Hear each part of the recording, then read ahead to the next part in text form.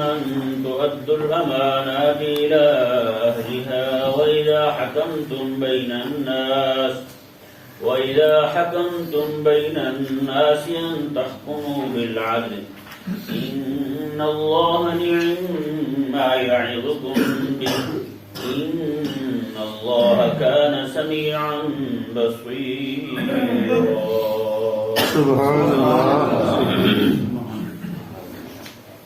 اس آیت کریمہ کا تعلق پچھلی آیت کریمہ یعنی آیت نمبر 54 کے ساتھ ہے. اللہ تبارک و تعالی نے ارشاد فرمایا کہ ہم نے اپنے حبیب کریم صلی اللہ علیہ وسلم کو اور ان کے ماننے والوں کو ملک عظیم عطا فرمایا، بہت بڑی حکومت عطا کی. تو اس آیت مبارکہ کے اندر بالخصوص حکمرانوں کو خطاب کیا جا رہا ہے اور بالعموم جہاں جہاں کوئی بھی بندہ حاکم ہوگا اسے حکم کیا دیا جا رہا ہے. اللہ تبارک و تعالی نے ارشاد فرمایا ان اللہ یامرکم ان تؤدوا الامانات الی اہلها، بے شک اللہ تبارک و تعالی یامرکم تمہیں حکم دیتا ہے ان تؤدوا الامانات الی اہلها کہ تم امانتوں کو ان کے اہل کے سپرد کرو، اہلیت دے کر ان کے سپرد کرو امانتیں. وَإِذَا حَكَمْتُمْ بَيْنَ النَّاسِ أَن تَحْكُمُوا بِالْعَدْلِ، اور جب تم لوگوں کے مابین فیصلہ کرنے لگو تو ان تحکموا بالعدل، انصاف کے ساتھ فیصلہ کرو. ان اللہ نعم ما یعظکم بہ، اللہ تبارک و تعالی کتنی خوبصورت نصیحت تمہیں فرما رہا ہے. ان اللہ کان سمیعا بصیرا، بے شک اللہ تبارک و تعالی سننے والا دیکھنے والا. بے شک سبحان. اس آیت مبارکہ کی ایک شان نزول ہے. کریم آقا صلی اللہ علیہ وسلم مکہ مکرمہ میں تھے. حضرت عثمان بن طلحہ ابھی تک ایمان نہیں لائے تھے. ان کے پاس چابی تھی کعبے کی. کعبے کے انتظام کو بھی لوگوں نے آپس میں بانٹا ہوا تھا، یعنی کہ مسجد حرام شریف جو ہے اس کی خدمت بھی لوگوں نے تقسیم کی ہوئی تھی. فلاں نے یہ کرنا، فلاں نے وہ کرنا. جیسے آب زمزم تھا، اس پورے قوت اور کنٹرول حضرت عباس کا تھا. یعنی جاہلیت کے دور میں بھی لوگوں کو زمزم پلایا کرتے تھے. حضرت عثمان بن طلحہ یہ بھی ایمان نہیں لائے، چابی ان کے پاس تھی کعبے کی. کریم آقا صلی اللہ علیہ وسلم نے ان سے طلب کی چابی کہ مجھے چابی دو، میں اندر جانا چاہتا ہوں. تو انہوں نے چابی دینے سے انکار کر دیا. وہی کھڑے ہو کر کریم آقا صلی اللہ علیہ وسلم نے ارشاد فرمایا کہ ایک وقت آئے گا یہ چابی میرا اللہ میرے ہاتھ میں دے گا، پھر میں اسے دوں گا جیسے میرا دل چاہے گا. پھر میں اپنی جہاں میری مرضی ہوگی میں اسے پھر چابی دوں گا. یہ فرمایا کریم آقا صلی اللہ علیہ وسلم نے. اس کے بعد پھر مکہ فتح ہوا. جس دن مکہ فتح ہوا اس دن کریم آقا علیہ السلام نے چابی طلب فرمائی. تو وہی عثمان بن طلحہ جنہوں نے انکار کیا تھا وہی دینے پہ مجبور ہوئے تھے، کیونکہ سارا نظام حضور کے ہاتھ میں آ چکا ہے. جی نظام کفر ختم ہو گیا، اب نظام توحید نافذ ہونے والا ہے. جی نظام ایمان، نظام اسلام نافذ ہونے والا ہے. تو انہوں نے چابی آقا علیہ السلام کی بارگاہ میں پیش کر دی. کریم آقا صلی اللہ علیہ وسلم اندر کعبہ مشرفہ میں گئے، وہاں جا کر حضور نفل ادا کیے. ادا کرنے کے بعد حضور باہر آئے. حضرت عثمان بن طلحہ کو حضور نے فرمایا کہ عثمان بن طلحہ کون ہے، کہاں ہے؟ وہ حاضر ہوئے، وہ بھی کلمہ پڑھ چکے، اب مسلمان ہو چکے. کریم آقا علیہ السلام نے ارشاد فرمایا کہ یہ چابی میں اب تمہیں دے رہا ہوں، یہ قیامت تک تیری ہی اولاد میں رہے گی. سبحان اللہ. میں تم سے چھینے کا وہی جو ظالم ہی ہوگا. ظالم بندے کے علاوہ تم سے کوئی نہیں چھین سکتا.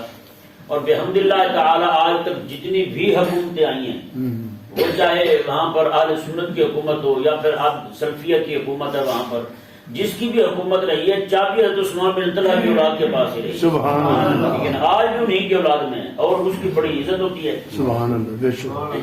جیسے حضور تشریف لائے، آپ امام الانبیاء ہیں، آپ تشریف لائے تو چابی انہوں نے دی، تالا کھلا. آج بھی پوری دنیا کے بادشاہ حکمران جو بھی اندر جانا چاہے تو چابی عثمان بن طلحہ کی اولاد ہی لے کر آئے. سبحان اللہ. یہ اعزاز نہیں ہے حضور سے. اللہ تبارک و تعالی نے یہ آیت مبارکہ نازل فرمائی. یہ اس آیت اس عمل کے شان نزول میں یہ آیت مبارکہ نازل ہوئی کہ اللہ تبارک علیہ السلام نے بطور امانت کے دی. ان سے چابی لی تھی حضور نے، پھر ان کو واپس کی حضور نے. اور پھر یہ نہیں کہ 2-4 دن کے لیے، 2-4 نسلوں کے لیے، معنی قیامت تک کے لیے. ہمیشہ ہمیشہ چابی تیرے پاس ہی رہے گی، تیری اولاد کے پاس رہے گی، تیرے بچوں کے پاس رہے گی. اللہ ہے کہ کوئی ظالم آئے تو چھین لے. جی جی، لیکن ابھی تک وہ ایسا ظالم نہیں آیا جس نے ان سے چابی چھینی ہو. ابھی تک انہیں کی اولاد کے پاس ہے، وہی تالا کھولتے ہیں. کعبہ مشرفہ کا سارا نظام انہیں کے ہاتھ میں ہے. اللہ تبارک و تعالی کعبہ مشرفہ کو بھی، اس کے متولی جو صحیح خدام ہیں اس کے، ان کو بھی ظالموں کی دست برد سے بچائے. آمین.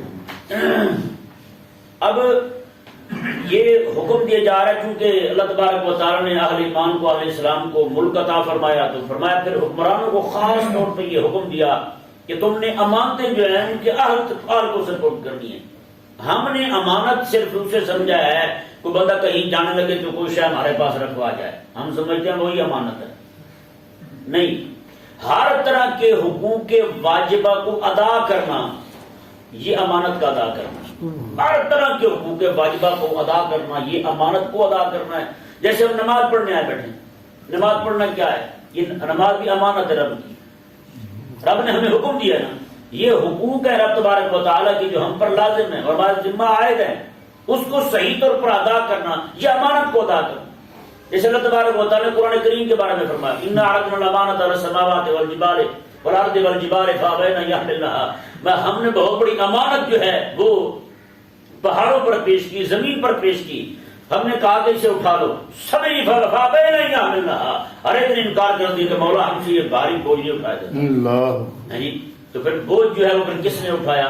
کریم آقا علیہ السلام نے اٹھایا. ایمان کا بوجھ، ایمان جو ہے یہ بھی امانت ہے ہمارے پاس، اس کو بھی رائیگاں نہیں ہونے دینا.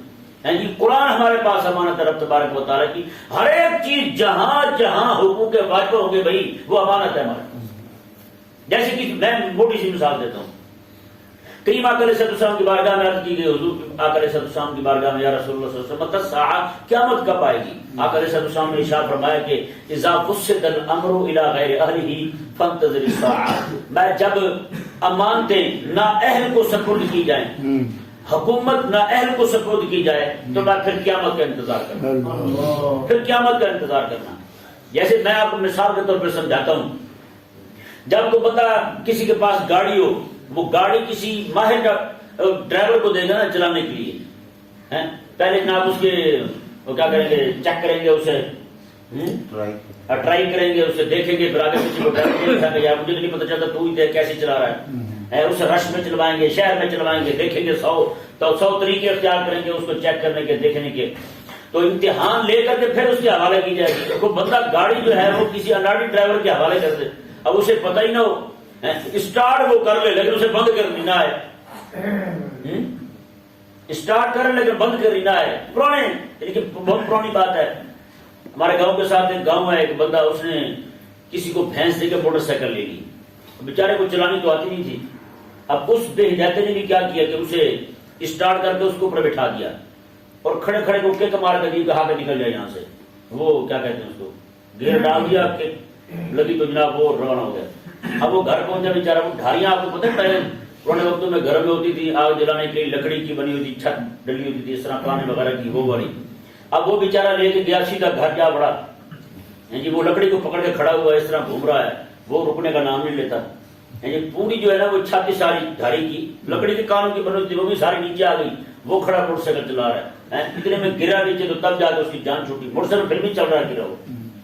اب تو یہ کسی ایسے بندے کے حوالے کریں گے نا ہم تو پھر سمجھے بھائی جو سواری اس پہ سوار ہیں اس پہ قیامت آ گئی ہے یا نہیں؟ جتنی سواری اس گاڑی میں سوار ہے ان کی قیامت پہنچ چکی ہے. تو اسی طرح کر کے بھائی ہر ایک جگہ پر حقوق واجبہ کو ہم نے دیکھنا ہے. حقوق واجبہ جو ہیں جو اللہ تبارک و تعالیٰ نے ہمارے سپرد کیے ہیں. میں کسی بندے کے ہاں بیٹی پیدا ہوتی ہے، اب اس کے بھی حقوق ہیں کہ اس کی شادی کرنی ہے، اس کا بیاہ کرنا ہے، اسے آگے کسی دوسرے گھر میں منتقل کرنا ہے. تو پھر کیسے کرنا ہے؟ کیا ہم دیکھتے ہیں کہ جناب وہ لڑکا جو ہے وہ کیا ہے، اس کا کردار کیا ہے، اس کا عمل کیا ہے؟ کبھی نہیں دیکھتے. کئی ساری جگہوں پہ مجھے خود اطلاع آئی، کہتے ہیں کہ ہمارے گھر والوں نے، انہیں پتہ تھا لڑکا شرابی ہے، صرف پیسے دیکھ کر رشتہ کر دیے، پیسے دیکھ کر کے رشتہ کر دیے کہ پیسے والا تو ہے، شرابی ہے تو کیا ہوا ہے جی. تو اب بھائی یہ بیٹی آپ کے گھر میں پیدا ہوئی ہے، آپ گھر کے حاکم ہیں، آپ کے ذمہ ہے کہ یہ حقوق واجبہ میں سے ایک حق ہے اور واجب ہے، آپ نے اسے ادا کرنا. کیسے ادا کرنا؟ ہر ایک جگہ بھی آپ ذرا غور کرتے جائیں، بات کھلتی جائے گی. جتنے بھی ہم پر حقوق واجب ہیں سارے کے سارے امانت ہے. اور ایک حدیث سے بات دیکھیں کریمہ کا اسلام نے انشاءاللہ المستشار المؤتمن، میں جس بندے سے مشورہ مانگا جائے نا وہ بھی مؤتمن ہے. مثال کے طور پر میں آیا ہوں کسی کے پاس، میں نے آگے کسی کو کہا یا کوئی بندہ میرے پاس آیا آگے اس نے مجھے کہا جی میرا یہ معاملہ ہے، میں آپ سے مشورہ مانگتا ہوں کہ میں کیا کروں. اب جو اس نے بات مجھے بتائی ہے نا یہ امانت آ گئی میرے پاس. یہ کیا ہے؟ حضور کے فرمان کے مطابق یہ امانت آ گئی ہے میرے پاس. اب میرے ذمہ لازمہ یہ حقوق واجبہ میں سے ہے، میں اسے صحیح طور پر جو میں حق سمجھوں وہی اس کے سامنے رکھوں. المستشار المؤتمن کا مطلب یہ ہے کہ اس نے امانت میرے پاس رکھی ہے، یہ بات ہے آپ بتائیں کہ میں کیا کروں. رہنمائی مانگی اس نے مجھ سے، میرے ذمہ لازم ہے.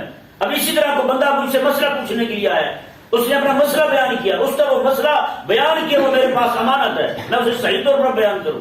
رب تبارک و تعالیٰ کی دی ہوئی دین کی فہم میرے پاس امانت ہے، میرے ذمہ لازم ہے کہ میں اسے صحیح طور پر ادا کروں. اب اسی طرح کر کے اب آ جائیں اداروں کے اندر، کیونکہ یہ آیت مبارکہ تو خاص حکم اداروں کو ہے، خاص حکم حکمرانوں کو ہے. بالعموم جہاں جتنا بڑا حاکم ہوگا بندہ اسی طرح کر کے اس بندے کے ذمہ حقوق واجبہ ہوں گے اور ان کو ادا کرنا، وہ بطور امانت کے ادا کرنا. حکمرانوں کو خطاب ہے کہ میں تم نے عہدہ دینا ہے، کسے دینا ہے؟ سب سے پہلی یہ جو جمہوری نظام آج چل رہا ہے ہمارے ہاں، اس کی جڑ کاٹ دی کریم آقا علیہ السلام کی ایک حدیث پاک نے. آقا علیہ السلام کے پاس ایک بندہ آیا، وہ کہنے لگا جی مجھے فلاں علاقے کی حکومت دیتے ہیں. کریم آقا علیہ السلام نے ارشاد فرمایا جو ہم سے مانگتا ہے ہم اسے دیتے نہیں، جو ہم سے مانگتا ہے ہم اسے نہیں دیتے، ہم نہیں دیتے اسے. ہمارے یہاں کو آگے کہے کہ میں قاضی بننا چاہتا ہوں، جج بننا چاہتا ہوں، اسلام کہتا نہ بناؤ، نہ بناؤ، وہ ظالم بنے، ظلم کرے گا، اسے نہ بناؤ. کریم آقا علیہ السلام نے ارشاد فرمایا جس بندے کو قاضی بنایا گیا نا میں اسے الٹی چھری کے ساتھ ذبح کیا گیا. کوئی بھی عہدہ مانگے اسے نہ دو، کسی بھی مانگنے والے کو عہدہ نہیں دیا گیا اسلام میں. لیکن آج کیا ہے ہمارے یہاں تو بھائی 100 طرح کے جھوٹ بولتے ہیں، لوگوں کے گھروں میں پہنچ جاتے ہیں. پہلے تو جہازوں کے ذریعے جناب اپنی مشہوری کے اشتہارات پھینکا کرتے تھے، یہ فلانا جھنگانا یہ وہ کروڑوں اربوں روپے جناب اکیلے اسی پہ جناب پیسے پھونک دیے جاتے ہیں. جناب فلانے کی مہم چل رہی ہے، فلانے کی مہم چل رہی ہے. صرف ایک بندہ جو ہے وہ مطالبہ کر سکتا ہے کہ حکومت مجھے دے، بس. وہ کب کر سکتا ہے؟ کون کر سکتا ہے؟ قرآن کریم میں اس کی دلیل موجود ہے. حضرت سیدنا یوسف علیہ نبینا علیہ السلام نے جب خواب کی تعبیر بیان کی تو اس وقت انہوں نے کہا حضرت سیدنا یوسف علیہ السلام کو کہ جناب اب اس کا بنے گا کیا؟ تو حضرت یوسف علیہ السلام نے جب دیکھا کوئی اہل ہے ہی نہیں تو آپ نے کہا کہ پھر مجھے بنا دو میں چلا کے دکھاتا ہوں. آپ نے کہا مجھے بنا دو میں چلا کے دکھاتا ہوں. کیوں آپ نے کہا؟ اس لیے آپ نے کہا کہ آپ رب تبارک و تعالیٰ کی طرف سے ہدایت پر تھے، اس لیے آپ نے کہا. اس سے یہ ثابت ہوتا ہے کہ سیاست کار جو ہے یہ ایسے حقوق میں سے ہے جس کا تعلق سیدھا سیدھا رب کے نبیوں کے ساتھ ہے یا پھر اللہ تبارک و تعالیٰ کے انبیاء کے سچے وارثوں کے ساتھ. ان کے علاوہ کوئی بندہ حکومت کا مالک وارث والی بن ہی نہیں سکتا. جب بھی بنے گا وہ ظلم ہی کرے گا. آپ دیکھ رہے ہیں کہ کیا ہو رہا، کتنا ظلم و ستم ہو رہا ہے پوری دنیا کے اندر. آپ ایک جناب موبائل میں 100 روپے کا ریچارج کرواتے ہیں، اس 100 میں سے 70-75 روپے آتے ہیں. اچھا وہ ٹیکس آ گیا آپ پر، پھر کال کریں گے علیحدہ ٹیکس لگے گا، آپ نے پیکے لگایا علیحدہ ٹیکس لگے گا. بچے کتنے آپ کو بھائی؟ بندہ لڑکا تھا بدنی کو سنا رہا تھا، مجھے کہتے جی امید ہے کہ آنے والے دنوں میں وہ بندہ 100 روپے کا لوڈ کروایا، آگے سے شکریہ کا میسج آئے گا اکیلا، شکریہ جی تھی لوڈ کرایا. یہ نظام ہے جہاں پر اتنے ظلم کا اور اتنے ستم کا. تو بھائی جب اب بتائیں نا اسلام کا نظام 2.5 روپے 100 کے پیچھے زکات 2.5 روپے وہ ان کو چکتی ہے، 100 روپے 2.5 روپے پورے زکات دیں. اور مزے کی بات دیکھیں اسلام مانگتا صرف اسی سے ہے جس کے پاس 100 روپے ہوں. یہ مثال دے رہا ہوں 100 روپے کی، پھر اسی سے مانگتا ہے جس کے پاس 100 روپے ہوں. لیکن کفر کا نظام ہر ایک سے مانگے گا، وہ نہیں دیکھے گا تیرے پاس ہیں یا نہیں. آپ کو بل آ گیا ہے، بل آپ کو آ گیا ہے جی، آپ کے پاس ہیں یا نہیں، انہوں نے آپ کا میٹر اکھاڑ کے لے جانا ہے جب بھی مدد کر. یہ کفر کے نظام کی برکت ہے. اسلام کا نظام کیا ہے؟ اللہ اکبر کبیرہ. حضرت عمر رضی اللہ تعالیٰ نے ایک بندے کو دیکھا، وہ مارا مارا پھرتا ہے. آپ نے میں کیا ہوا تجھے؟ اس نے کہا میں کافر ہوں. اور نصرانی تھا مذہب کا، یہ یہودی کا تھا. اس نے کہا میں کافر ہوں، ٹیکس دیتا رہا ہوں، اب میرے پاس کمانے کے لیے آزاد میرے کام نہیں کرتے، اب کیا کروں؟ حضرت سیدنا عمر رضی اللہ تعالیٰ عنہ نے اسے پکڑا اور لے آئے بیت المال میں. آ کر کے آپ نے اسے ماہانہ خرچ عطا فرمایا، کھانے پینے کی خورد و نوش کی چیزیں عطا فرمائی. آپ نے پھر اپنا جو کاتب تھا منشی اسے بلایا. میں سن بھائی یہ اور اس طرح کے جتنے بھی لوگ ہیں جو کام نہیں کر سکتے ان سب کے ٹیکس بھی معاف کر دو، جزیہ وہ بھی معاف کر دو، اور ان کے ماہانہ خرچے یہیں سے بیت المال سے جایا کریں.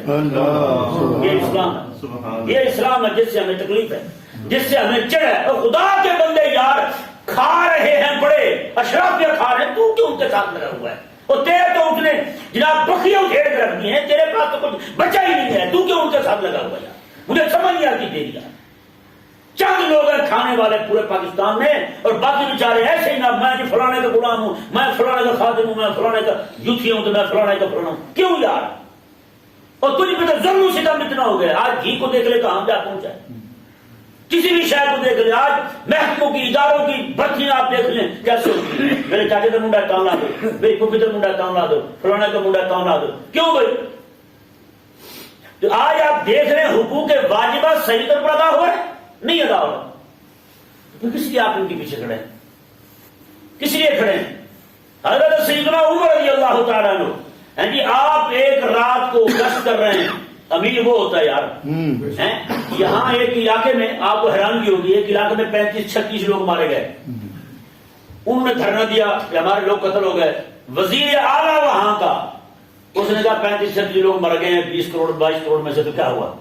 اس میں پریشانی والی کون سی بات ہے؟ تو آگے سے کسی اینکر نے کیا دیا، اس نے کہا لوگ اتنے رو رہے ہیں پریشان ہیں، کہتا میں ایک ٹرک ٹیشوؤں کو بھیج دیتا ہوں، انہیں کہو کو صاف کر لیں.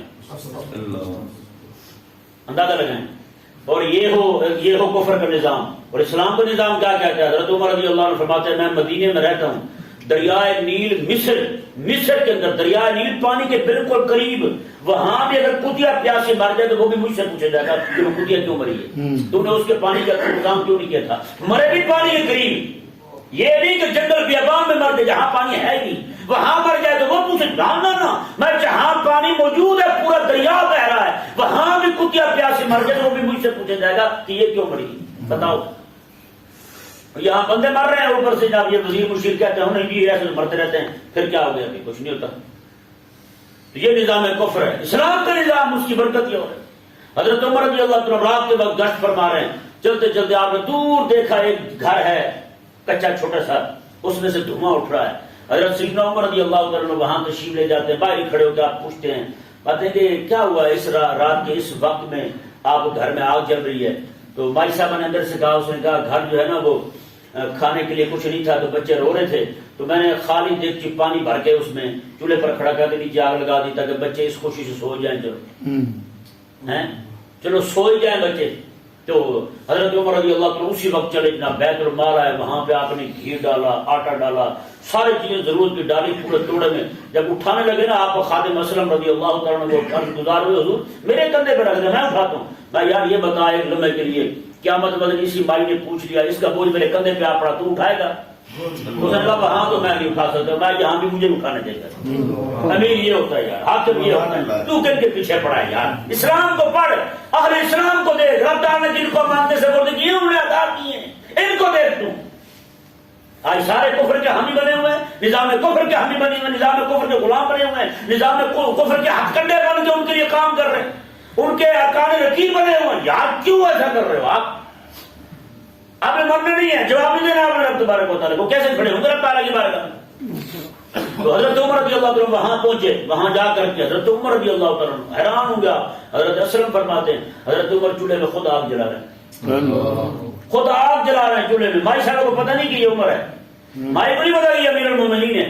آپ آگ جلا رہے ہیں، آگ جلائی آپ نے، کھانا تیار کیا پورا، بچوں کو کھلایا. پھر آپ رضی اللہ عنہ کے بارے میں ہے کہ آپ جیسے بچے نہیں کرتے ایسے ہیں، خوش کرتے ہیں بچوں کو، ہم کرتے ہیں بچوں کے ساتھ. میں اس طرح کر کے حضرت عمر رضی اللہ عنہ بچوں کو خوش کر رہے ہیں. جی حضرت حسن نے پوچھا حضور یہ کیا ہے، آپ اتنے بڑے امیر ہو کیسے کہاں؟ آپ نے فرمایا یار جیسے بچوں کو روتے دیکھا تھا نا میں نے، میرے دل کو برداشت نہیں ہو، میں کہتا ہوں جب تک بچے خوش نہ ہو جائیں میں یہاں سے جاؤں گا نہیں۔ جی روٹی بنا کے دی بچوں کو، خود آپ حضرت وہ اسلم فرماتے میں نے خود دیکھا حضرت عمر رضی اللہ عنہ دھواں آپ کو پھونک لگا رہے تھے تو اس کا دھواں جو نا آپ کی داڑھی مبارکہ میں داخل ہو رہا تھا۔ یہ امیر ہوتے ہیں، یہ امیر ہوتے ہیں۔ حضرت عمر رضی اللہ عنہ نے کھانا تیار کر کے دیا نا، جب تو مائی صاحبہ کے دل سے دعا نکلی، وہ کہنے لگی کاش کے عمر کی جگہ تجھے رب امیر بنا دیتا، تو امیر بن جاتا عمر کی جگہ۔ عمر نے تو کچھ ہماری دیکھ بھال ہی نہیں کی۔ تو آپ سوچ سکتے ہیں یار امیر مسلمانوں تو یہ ہوتے ہیں۔ آج کن ظالموں کے یار ہم غلام بن گئے، اس لیے حضور نے فرمایا میں من مشاء مع ظالم، جو بندہ ظالم کے ساتھ چلے گا اس کا ایمان اس کے دل سے رخصت ہو جائے گا۔ آج ہم کن کے ساتھ، آج ہم نے کن کافروں کی پیروی کر رکھی ہے یار، ان کے پیچھے یہ یہود نصارہ کے پیچھے، وہ ان کے پیچھے یہ، میں انہیں کے احکامات ہم پہ ٹھوک رہے ہیں، ہم پہ نافذ کر رہے ہیں، ٹھوک رہے ہیں ہم پر بھائی، ہم پھر بھی ان کے ساتھ کھڑے، تب سمجھیں گے ہم۔ تو یہ امیر ہے، یہ امیر ہے بھائی، یہ حاکم اسلام کا ہے۔ اللہ اکبر کبیرہ۔ حضرت عمر بن عبدالعزیز رضی اللہ تعالیٰ عنہ کو دیکھ لیں، یہاں تو چپڑاسی چوڑے کام نہیں کرتے۔ ایک بھائی صاحب جو ہے وہ آئی آپ کے گھر میں، آپ کی گھر والی بیٹھی ہوئی ہے، سامنے ایک کنواں ہے، اس میں سے کوئی بندہ پانی نکال رہا ہے۔ وہ بھائی کہنے لگی کہ پرانے کپڑے پانی نکال رہا ہے کنویں سے۔ تو بھائی صاحبہ نے کہا کہ وہ تو دیکھیں گے وہ بیگانہ مرد کھڑا ہے، تو اندر چلی جانا، پردہ نہیں کرتی تم؟ اس نے کہا وہ بیگانہ نہیں ہے، وہ میرے شوہر امیر المومنین عمر بن عبدالعزیز ہیں، ہاں گھر کے بچوں کا پانی نکال رہے ہیں۔ وہی حضرت عمر بن عبدالعزیز رضی اللہ تعالیٰ آپ کے پاس آپ کا خادم آتا ہے، آپ کی گھر والی نے عید کی رات کہا کہ باقی سب کے کپڑے، اور آپ کو حیرانگی ہوگی پورے سال کی عید کے جتنے بھی عید آتی تھی ساری رعایت کپڑے باقاعدہ سلائی ہوتے تھے، سلائی کر کے کپڑے حضرت عمر بن عبدالعزیز رضی اللہ عنہ عیدوں کی راتوں کو لوگوں کے گھروں میں پہنچا، پوری رعایت میں کپڑے تقسیم ہوتے، بتائیں گے حافظ قرآن کی تنخواہ مقرر ہوتی، عالم دین کی ان کا معاوضہ مقرر ہوتا تاکہ یہ دین مدین کی خدمت کرتے رہے اور اسے کام کی ضرورت نہ پڑے۔ تو آج جو ہے یہ مولوی کی تنخواہ دوں گا، مولوی کی تنخواہ دوں گا۔ میں نے کہا اچھا نہیں، کہتے مولوی تو رب کا کام کر رہا ہے۔ میں نے کہا یہاں کے مستریوں نے کام کیا تھا، مستری نے پیسے لیے تھے، وہاں تقویٰ کیوں نہیں جاتا بھائی؟ مستری نے کام کیا نا یہاں کے، اس نے پیسے کیوں لیے؟ گدھی والا، ریڑھی والا، ٹرک والا، رکشے والا سامان لے کے آیا، پیسے مانگے اس نے؟ کسی نے نہیں کہا یار آپ کے گھر کا ہے۔ ڈاکٹر جو ہے وہ جناب ختنہ کرتا ہے بچے کا، ختنہ کرنا سنت ہے، اس سے پیسے کیوں لیتا ہے؟ نکاح کرنا سنت ہے، نکاح آج کل ہو رہے ہیں جناب شادی ہار میں، سارے پیسے لیتے، کیوں لیتے ہیں؟ لیتے نہیں لیتے؟ کسی کو اعتراض نہیں، یار حضور کی سنت پہ عمل کرنا ہے، ہم نے کون سا غلط کام کرنا ہے، پیسے کیوں لے رہے ہو؟ لیکن نہیں، اعتراض نہیں، تب وہ نہیں جاگتا کسی کا۔ وہ پورے نظام میں پوری مسجد بنی، کوئی کسی کو نہیں کہا یار پیسے کیوں لے رہے ہیں۔ ایک مولوی بیچارے نے 10,000 لے لیا، مولوی صاحب دین بیچ رہا ہے، بڑا غلط کام کیا تم نے، ہے نا؟ نہ یار نہ، ایسے نہ کریں۔ جو بیچارے ٹوٹے بھجے دین کا کام کر رہے ہیں، دین کی خدمت کر رہے ہیں، آپ کم از کم ان کا دل تو نہ توڑیں، آپ ان کی خدمت نہیں کر سکتے، ایسی باتیں تو نہ کریں۔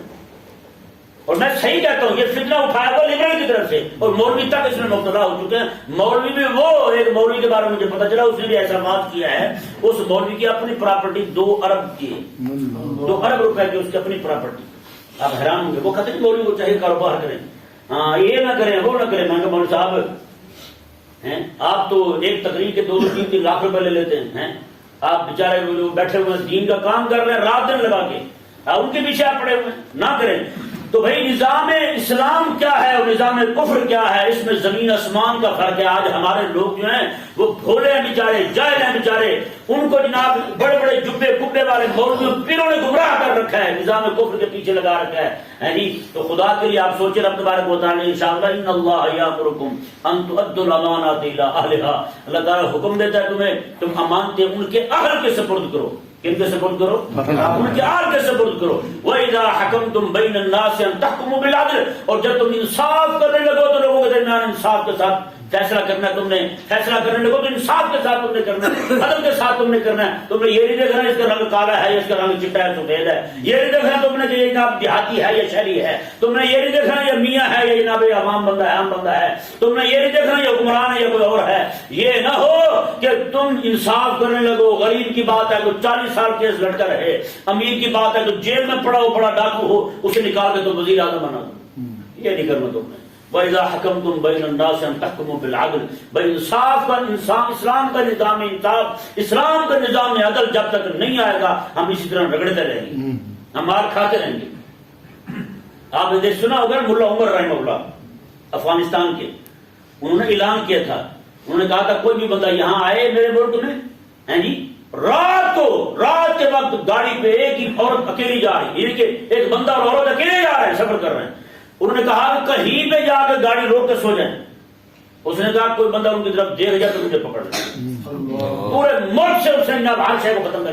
مولوی کیسے چلائیں گے ملک کو؟ میں نے کہا افغانستان کے ملا عمر نے کیسے چلایا تھا، کیا پڑھا تھا، مدرسے کا پڑھا تھا، بس اس کے علاوہ نہیں آتا تھا کچھ اسے۔ آج جناب آکسفورڈ کے پڑھے ہوئے ہیں جو جن کو 19,49,1900 یہ نہیں پڑھ رہا تھا، 11,1111 روپے، میں کہ 11,1100 مرے، وہ 1100 جو ہزار ادھر پاس پیچھے لے آئے گا 12,000 کرتے پھر تھریٹر تو جنہیں یہ نہیں پتا پڑھنے کا، بھائی وہ بھی باتیں کرتے ہیں ہمیں، انہیں جی اسلام آ گئے تو پھر تو سارے رگڑے جائیں گے، مچھے جائیں گے، چھلے جائیں گے، بازو پڑ جائیں گے سب کے، نعوذ باللہ من ذالک۔ تم جو کر رہے ہو وہ کیا کر رہے ہو؟ حقیقت والی بات ہے، ایک بندے کے ہاتھ کاٹ دیجیے نا چور کے، پورا معاشرہ امن میں آ جاتا ہے، پورے معاشرے میں خیر ہو جاتی ہے۔ لیکن یہاں ہے نعوذ باللہ من ذالک، جب آپ چوری کہیں ہو جائے جی تو بعد میں پتہ چلے کہ رات کو پیسے وہی بانٹے گئے ہیں تھانے کے اندر، پولیس کی چوکی میں پیسے تقسیم ہوئے ہیں، تو پھر آپ کو انصاف کوئی بھی نہیں دے سکتا، آپ کو انصاف کوئی بھی نہیں دے سکتا۔ میں نے امانت کی بات کی تھی کہ امانت جو ہے نا لفظ اس کا بڑا عام ہے۔ مثال کے طور پر ایک کسان ہے نا، کسان نے کوئی شے اگائی ہے، وہ اسی طرح لوگوں تک پہنچانا یہ بھی اس ذمہ ہے، اس کی امانت ہے۔ گائے کا دودھ نکالا اس نے، اسی طرح دودھ پہنچانا یہ بھی واجب ہے اس کے ذمہ، لیکن اس کے پانی ملا کر کے پتہ نہیں کیا کیا کرتے، آج تو نعوذ باللہ پانی بھی نہیں بھائی کیمیکل ڈال رہے ہیں، آج تو نعوذ باللہ دودھ میں کیا ڈال رہے ہیں، پورے کا پورا دودھ ہی کیمیکل کا تیار کر رہے ہیں۔ آپ سوچ سکتے ہیں کتنا ظلم ہو رہا ہے ہمارے ساتھ۔ اور آپ دیکھیں، آپ دال لینے جائیں آپ کو دال مہنگی ملے گی، لیکن اسی کا جو میدا ہوتا کیا ہوتا ہے، بیسن سستا ہو، دال مہنگی ہے بیسن سستا ہے جی۔ جہاں پہ دودھ جو ہے نا وہ خالص وہ مہنگا ہو، دودھ بھی کیسے بیچتے ہیں، خالص دودھ ہے جی 70 روپے کلو، اللہ کی قسم خالص دودھ ہے 100 روپے کلو، خدا پاک کی قسم خالص دودھ ہے 180 روپے کلو۔ کیا ہے یہ؟ وہاں بھی تو آپ نے قسم اٹھائی تھی، یہاں بھی آپ نے قسم اٹھائی ہے، آخر پھر مسئلہ فرق کیا ہے اس میں؟ تو بھائی ہر ایک جگہ آپ جہاں بھی دیکھیں گے حقوق واجبہ جہاں جہاں ہیں، ہر ایک حقوق واجبہ کو رب تبارک و تعالیٰ کا یہ حکم شامل، ان اللہ یامرکم ان تؤتوا الامانات الی اہلہا، اللہ تعالیٰ تمہیں حکم دیتا ہے کہ تم امانتیں ان کے اہل کے سپرد کرو۔ اب دیکھیں جی اللہ تبارک و تعالیٰ نے کیا ارشاد فرمایا، ان اللہ نعم ما یعظکم بہ، بے شک اللہ تبارک و تعالیٰ تمہیں بہت ہی خوبصورت نصیحت فرماتا ہے، ان اللہ کان سمیعا بصیرا، بے شک اللہ تبارک و تعالیٰ سننے والا دیکھنے والا ہے۔ وہ سن رہا ہے کہ تم کیا کر رہے ہو۔ یہ بات کی ہماری صاحبہ نے حضرت عمر کے دور میں آپ نے منع کیا میں دودھ میں پانی نہیں ڈالنا، ایک مائی صاحبہ جو ہے نا گھر میں ماں کہنے لگی بیٹی کو بیٹا دودھ میں پانی ملا لو، اس نے کہا حضرت عمر نے منع کیا ہے، اس نے کہا عمر نے منع کیا، عمر کون سا دیکھ رہا ہے، وہ حضرت عمر سن رہے تھے باہر، رات کو ملاحظہ کرتے تھے نا، کوئی دکھی تو نہیں ہے، کوئی پریشان تو نہیں ہے، آپ سن رہے تھے۔ مائی صاحبہ نے کہا کہ دودھ ملا، حضرت عمر کون سا دیکھ رہے ہیں، اس نے کہا عمر نہیں دیکھ رہے، عمر کو خدا تو دیکھ رہا ہے۔ بات کی تو حضرت عمر رضی اللہ عنہ دوسرے دن صبح کو اپنے بیٹے کے لیے جناب اس مائی صاحبہ کے نکاح کا پیغام بھیجا، اندازہ لگائیں آپ نے پسند بھی کی تو مائی صاحبہ کا کیا دیکھا، لیول کیا دیکھا، تقوی کا لیول دیکھا، اتنی تقوی والی اتنی رب تعالیٰ کی ڈر والی مائی صاحبہ ہے۔ پھر اسی مائی صاحبہ کے بدن سے جو بچہ پیدا ہوا ان کے آگے جو اولاد پاک ہے حضرت عمر بن عبدالعزیز رضی اللہ عنہ۔ کل ہی میں ایک بات اس بچے کو سنا رہا تھا، ایک خاتون تھی، اس نے شرط رکھی کہ میں شادی اس سے کروں گی جو پردہ کرنے والا بندہ ہو، پردہ کروائے مجھے، میں اس کے ساتھ شادی کروں گی۔ تو ایک بندے نے ہمیں بھائی، اس نے کہا ٹھیک ہے پردہ کرو، میں ہمیں کیا مسئلہ ہے، وہ پردے کی شرط پر اس نے رشتہ کر لیا، اس کے ساتھ نکاح ہو گیا، پہلا بیٹا پیدا ہوا، مائی صاحبہ پردے میں تھی، پردے میں تھی۔ ایسے ایسا اس نے کہا کہ میں کھیت میں کام کرنے جاتا ہوں، کیونکہ روٹی لے آئی کر پیچھے، مائی صاحبہ روٹی لے کے جانے لگی، ایسا ایسا اس کے بندے شوہر کے کہنے پر اس کا آدھا پردہ رہ گیا، آدھے پردے کی حالت میں اس کا دوسرا بیٹا پیدا ہوا۔ دوسرا بیٹا پیدا ہوا اس کا آدھے پردے کی حالت میں. جب اس نے پھر کہا کہ اب کام بھی کروایا کر مجھے کھیت میں. اب تیسرا بیٹا پیدا ہوا, مکمل بے پردگی ہو گئی تھی, مکمل بے پردگی ہو گئی تھی. بچے بڑے ہو گئے, ایک دن دونوں بیٹھے, شوہر کہنے لگا دیکھ تو ایسے رولا ڈالتی تھی, پردہ پردہ پردہ, دیکھ جیسے ہماری پہلے زندگی گزر رہی تھی ویسے آج گزر رہی ہے. اس نے کہا نہ کر, بڑا فرق ہے. اس نے کہا کیسے فرق ہے؟ اس نے کہا ٹھہر میں تجھے بتاتی ہوں. اس نے اسے دوسرے کمرے میں بٹھا دیا تو خود باہر بیٹھ گئی, زور زور سے رونا شروع کر دیا. بڑا بیٹا بھاگ گیا, اس نے پوچھا کہ کیا ہوا؟ اس نے کہا تیرے ابے نے مارا مجھے. تو وہ کہنے لگا ماں اگر اس نے مارا ہے تو اس سے محبت بھی تو کرتا ہے, اس لیے تھوڑی سی تکلیف کو جانے دے. اچھا وہ چلا گیا. اب وہ باپ بھی سن رہا ہے, وہ باپ, ماں بھی سن رہی ہے کیونکہ ماں کو تو کہہ رہا ہے, وہ ماں بھی سن رہی ہے. تھوڑی دیر میں جناب پھر اس کا جب اس نے دیکھا کہ دوسرا بیٹا آ رہا ہے, اس نے زور سے پھر چلانا شروع کیا, میں ماری گئی, میں روٹی. اس نے کیا ہوا؟ اس نے کہا ایسے سے بات ہے. اس نے کہا ماں چبل بندہ ہے, بدتمیز ہے, چلو کوئی نہیں, خیر ہے, تیرا شوہر تو ہے نا, اب میں لڑوں گا تو میرا باپ ہے, تو لڑے گی تو تیرا شوہر ہے, جانے دے. تھوڑی دیر بعد تیسرا بیٹا جب اندر داخل ہونے لگا, اس نے پھر زور زور سے چلانا شروع کیا. اس نے کہا کیا ہوا؟ اس نے کہا ایسے ہوا, تیرے ابے نے مارا مجھے. اس نے ڈنڈا اٹھا لیا, اس نے کہا تیسی کیسی ابے کی. وہ مارنے کے لیے جانے لگا تو اس نے روکا. اب اس نے تینوں بیٹوں کو بٹھایا سامنے اور اپنے شوہر کو بھی بلایا. اس نے کہا دیکھ پہلے بیٹے نے تیرا دفاع کیا اور مجھے سمجھایا ہے, تیری بے ادبی نہیں کی. کیوں؟ اس لیے کہ وہ اس وقت پیدا ہوا تھا جب میں مکمل پردے میں تھی, مکمل پردے میں تھی. اور دوسرے بیٹے نے تیری بے عزتی بھی کی ہے, تجھے چبل بھی کہا ہے, بدتمیز بھی کہا ہے, اور ساتھ ساتھ تیرا دفاع بھی کیا ہے. ابھی چلو ابا ہے, اب کیسے لڑ سکتے ہیں, تیرا شوہر ہے تو کیسے لڑ سکتی ہے؟ اس نے کہا اس نے آدھا دفاع کیا تیرا, آدھی تیرے ساتھ بدتمیزی کی ہے. یہ آدھے پردے میں اور آدھے بھی پردے کی حالت میں پیدا ہوا. اس نے کہا ہاں تیسرا, اس نے تو ڈنڈا اٹھا لیا تجھے مارنے کے لیے. اس نے کہا یہ اس کو پیدا ہوا تھا جب میں مکمل بے پردہ ہو چکی تھی. حقیقت یہی ہے بھائی, رب تبارک و تعالیٰ نے جو حکم دیا ہے اس کا حق ہے, رب تبارک و تعالیٰ کی یہ امانت ہے, ہم نے پورا کرنا ہے. پردہ جو ہے نا یہ عین فطرت ہے عورت کے لیے, اس کے خلاف جو بھی کرے گا وہ ذلیل ہوگا, یہاں بھی اور آگے. نہیں سمجھ آیا مسئلہ؟ خلا کے کائنات نے ارشاد فرمایا ان اللہ کان سمیعا بصیرا, اللہ تبارک و تعالیٰ سننے والا بھی ہے, دیکھنے والا بھی ہے. اللہ اکبر.